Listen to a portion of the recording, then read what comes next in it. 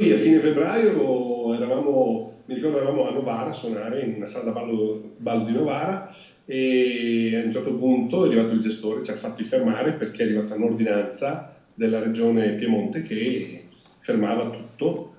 Dovevamo andare a Cuneo alla festa dei commercianti, una festa in maschera bellissima dove si suona dalle 11:30 di sera alle 5 di mattina, quindi una cosa tutti in maschera e quindi abbiamo disdetto l'hotel, siamo tornati a casa. Da quel giorno non abbiamo più suonato, basta. Musica spenta, ballo finito domenica 23 febbraio per l'orchestra dei Rodigini, racconta il portavoce Francesco Neodo.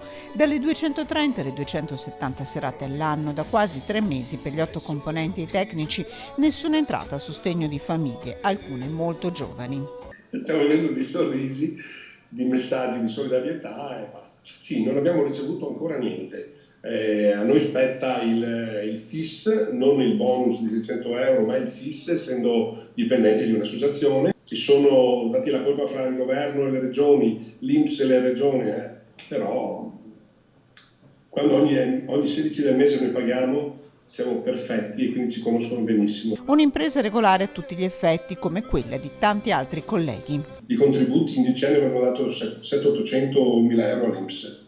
E l'ultimo F24 di quant'era? Il 24 è stata di circa 12.000 euro. Dimenticati e arrabbiati non è un granché per chi è abituato a considerare la musica, il ballo, le canzoni medicina per l'anima di chi suona e di chi ascolta.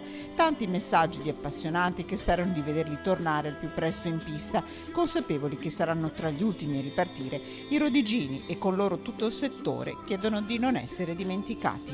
La nostra speranza è quella di fare quest'estate almeno dei concerti tipo Jesolo, che tutti gli anni facciamo nelle varie piazze, le piazze più importanti, Piazza Manzoni, Piazza Milano, Piazza Aurora, facciamo, e quindi speriamo almeno in quello, mentre aspettiamo la possibilità che la gente possa ballare.